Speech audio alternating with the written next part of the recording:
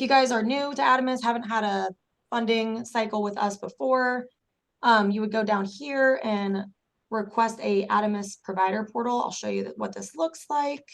It's pretty straightforward. It has our mission and vision statements. And then here's a recording of our bidders conference.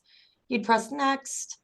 And then we would need your EIN number, your agency name, website URL, all of your main agency address, email address of the primary contact, and then your phone number, contact info.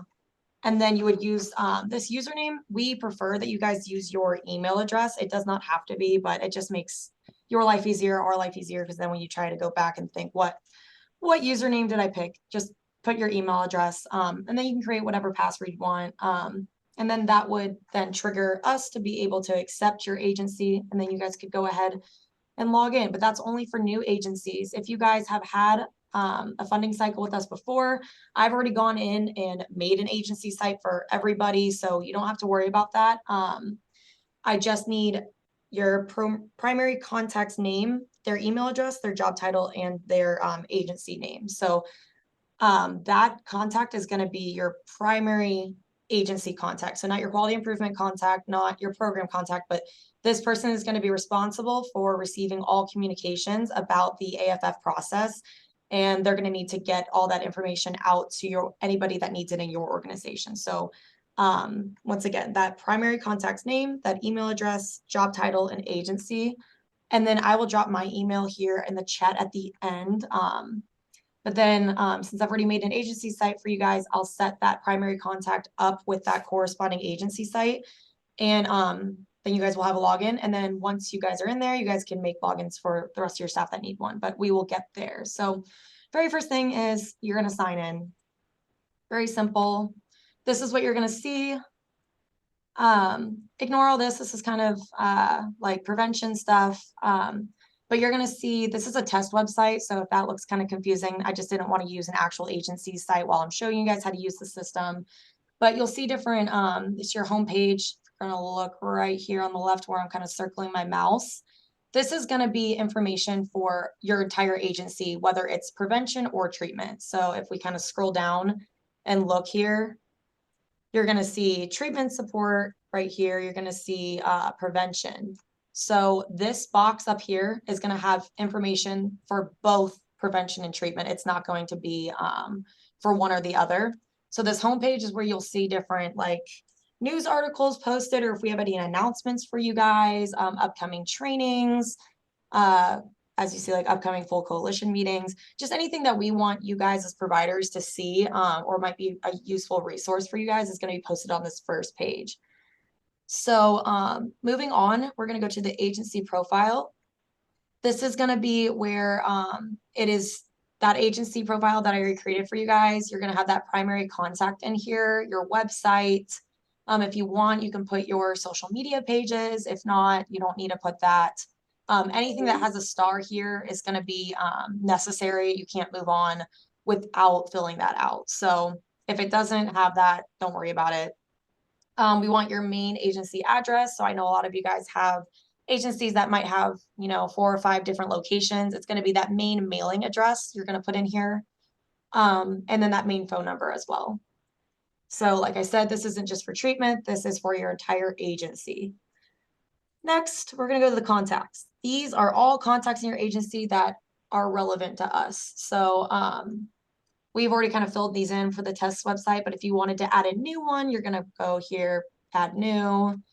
You're going to type in their name. I'll give myself a different last name since I already have an account. My job title.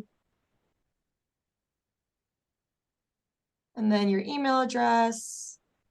I'm not going to type one in because it's going to create, actually I will.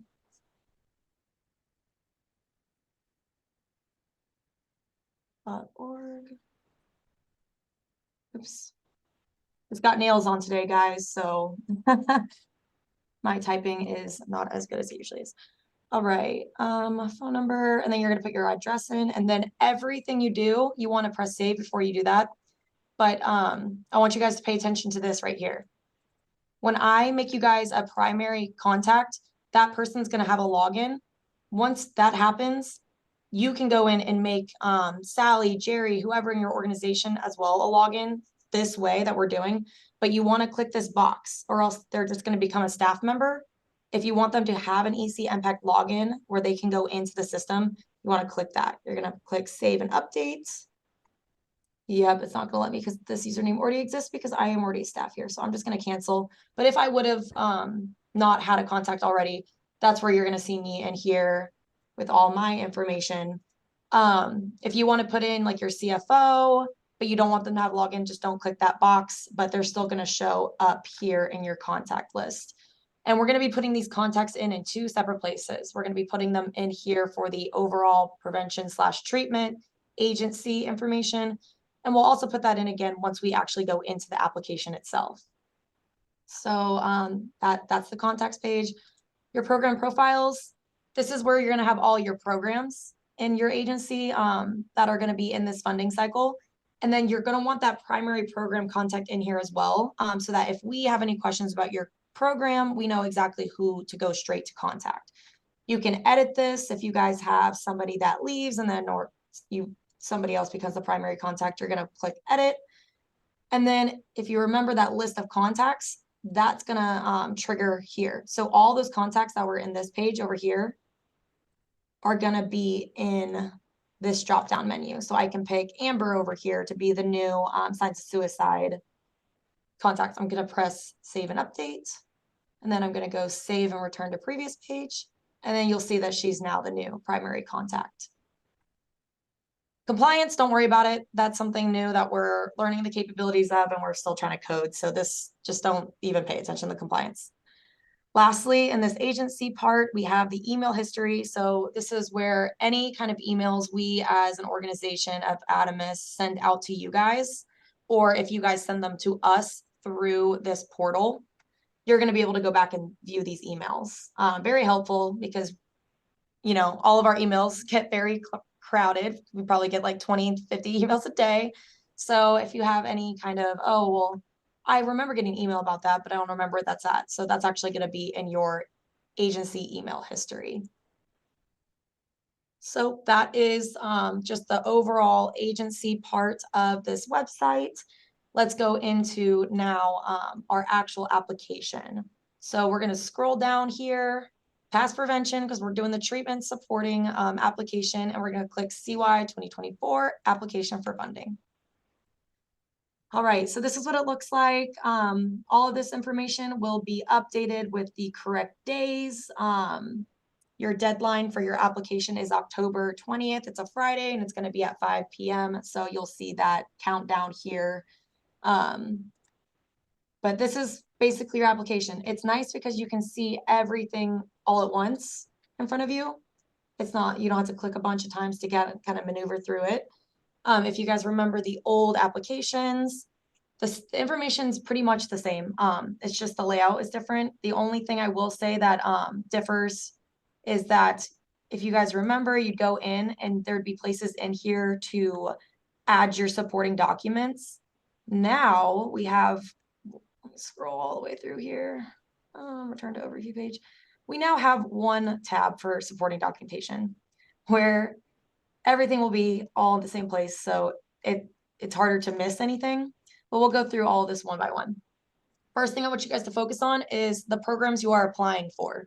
So as you see, this is the test website. So I see this one, I see ADAMHS test here, expert, signs of suicide. Those aren't going to automatically populate because I put those in there. That primary contact that's going to be filling out this application is actually going to put in your programs. So you're going to do that by this spot over here to the right toggle. You're going to select create a new program and assign it to this form packet. We'll say this program is called training test. That's not the actual program name. You're going to put in the address.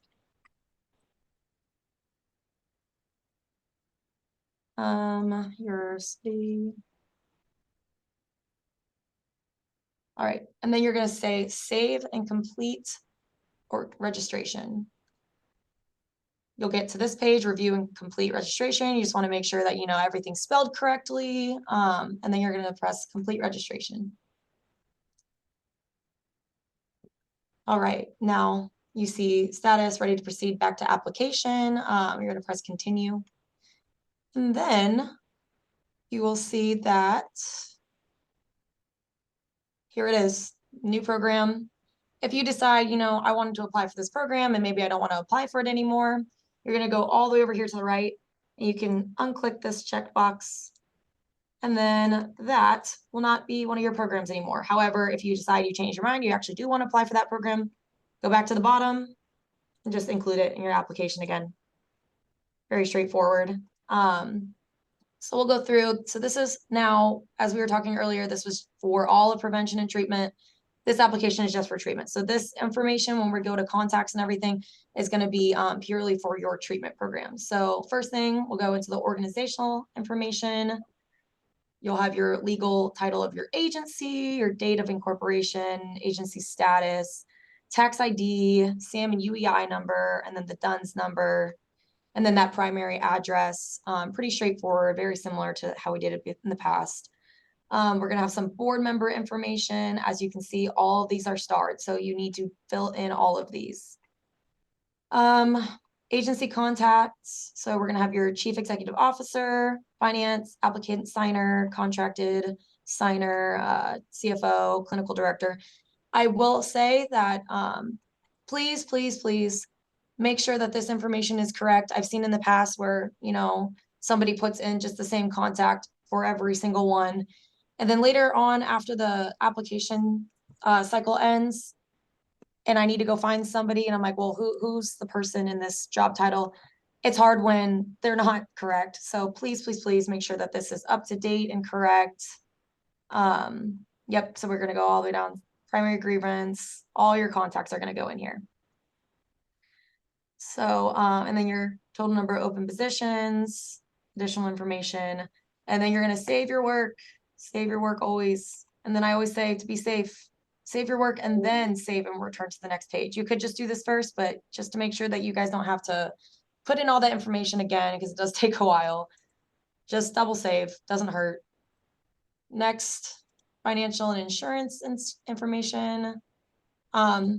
This mirrors the last application as well. It's workers' comp, insurance. The only thing that I kind of said earlier is that in the past, you know, you'd have your insurance, you put your start date, your expiration, and then it would ask you to upload that insurance. This is just the information. The uploads are going to go into that supporting documentation tab we'll get to here at the end of this organizational application. So, yep, this is pretty straightforward. Equity, assets, ratios, any performance indicators that you need to, you know, explain. You're going to save your work. And then we're going to scroll back down and return to the previous page. Quality improvement, or accreditation. That's next. We're going to have the accreditation organization, if that's Ohio Moss, CARF, whatever it might be. And then you'll click on whichever applies to you. You can click on multiple if you need. You can see over here, it's telling me that my things are saving, but I will be going to reiterate myself a ton. Still safe. Don't assume that it's saving. You're going to have your Ohio Moss certification in here. And then save your work. Go back to the previous page. All right, quality improvement. This one's very short. Do you have a quality improvement plan? When was it updated last? Do you guys have your last board meetings, and are you submitting them on a quarterly basis? Save your work, save and return to previous page. Agency assurances.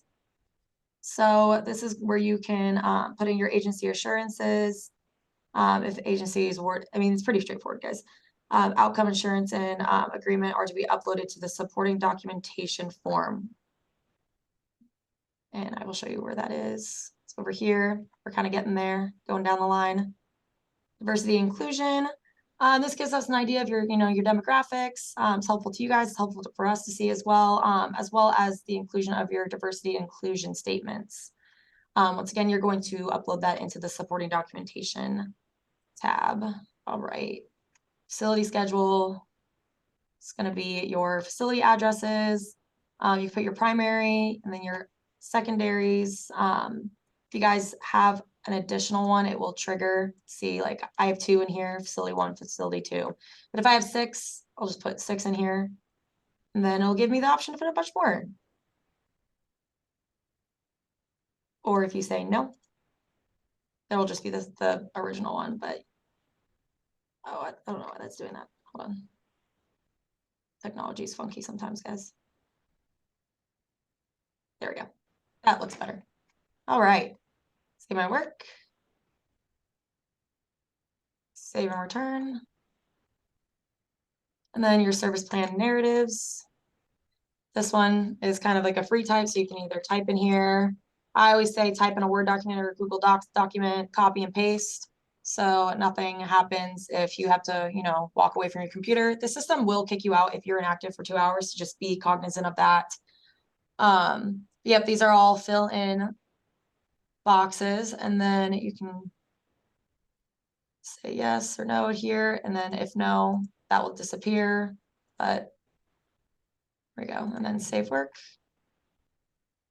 All the way down, return to previous page. All right, now we're in the supporting documentation that I keep bragging about.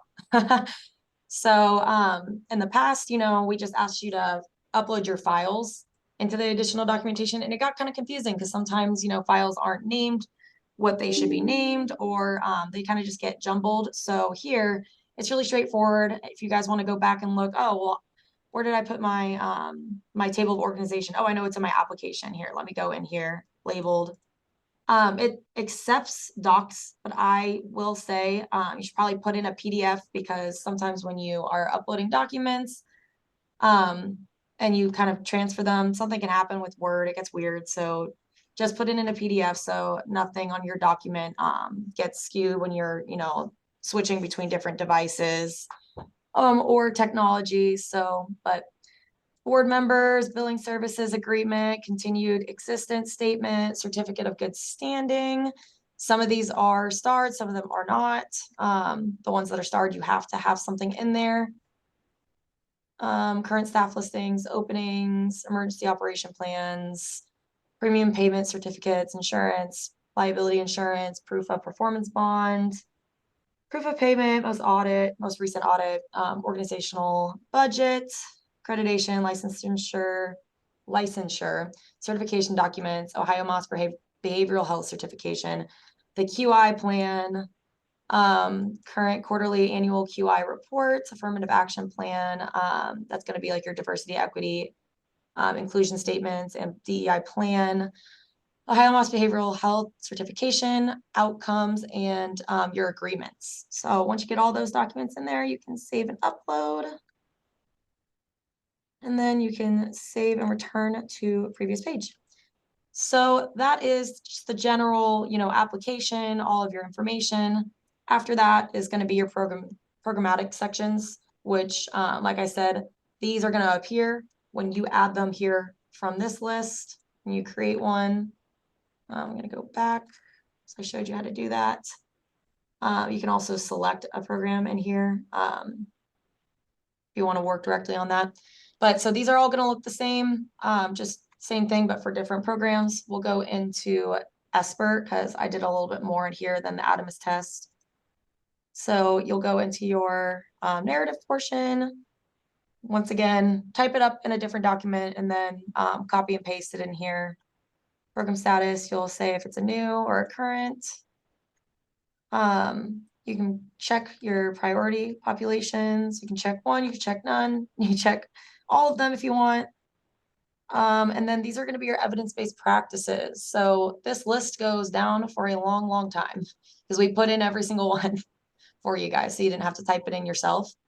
And then if we're missing one, you can put it in here.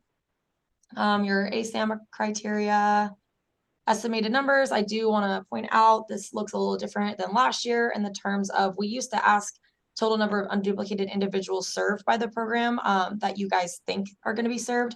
But as you all know who have been filling out quality reports, we've really been trying to get like a better idea of how many individuals are served across treatment and prevention. So now it's actually going to ask for past data. So it's going to ask for the total number of unduplicated individuals served by the program annually during the last funding cycle. And I do say if applicable, because if this is a new program, that's obviously not going to be applicable. So you can just put NA in that area. Oh, no, you cannot. All right, well, just put in 0.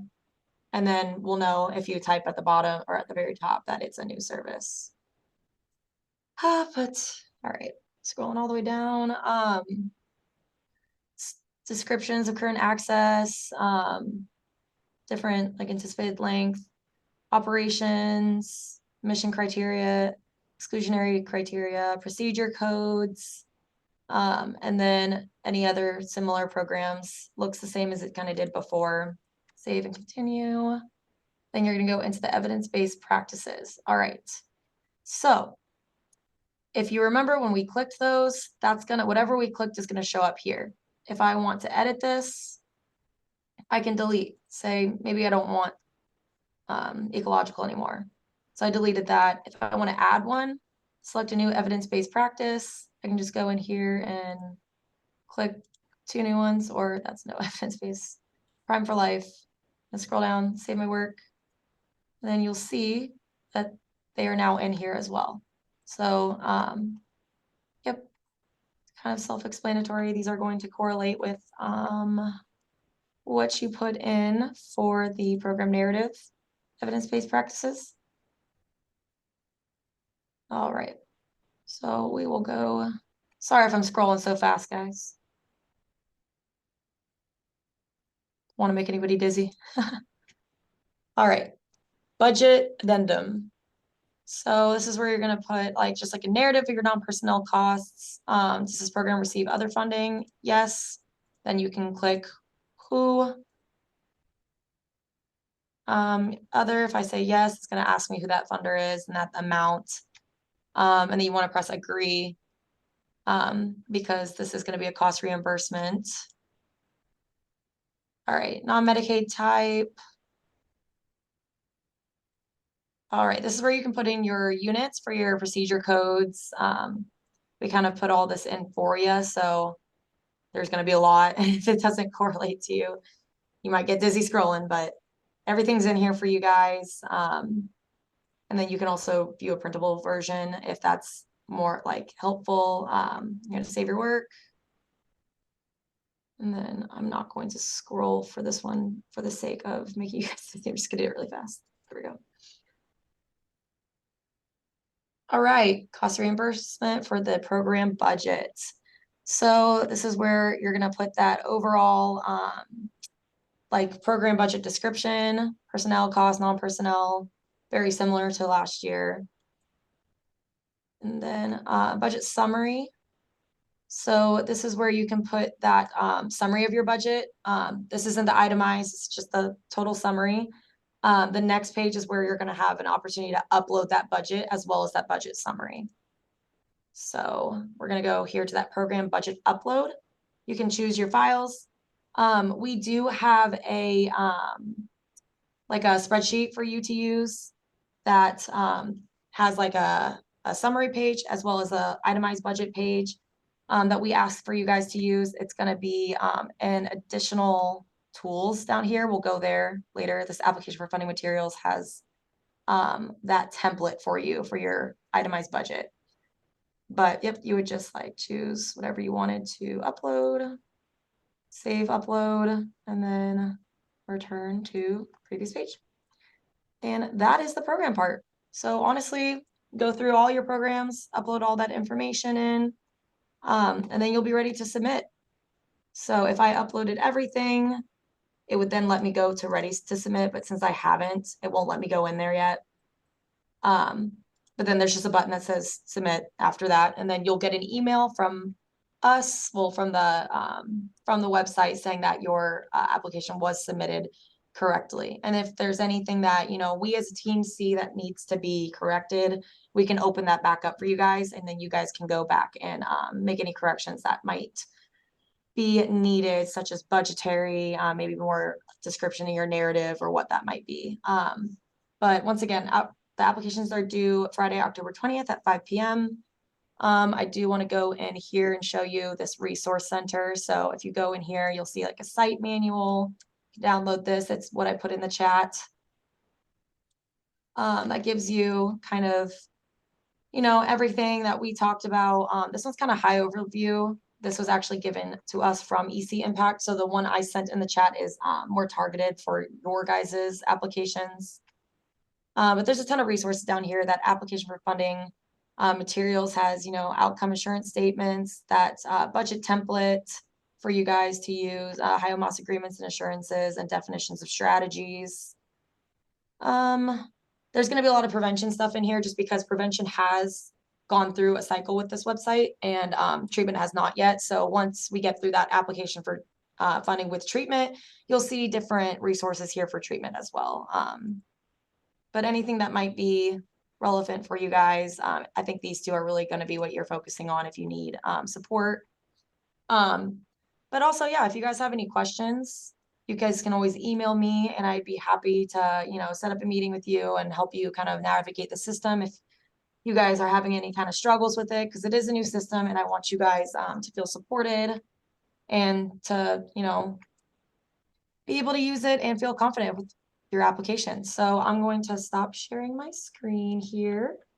I'm going to turn my camera back on and I'm going to open up the floor for any questions that you guys may have. I have a question.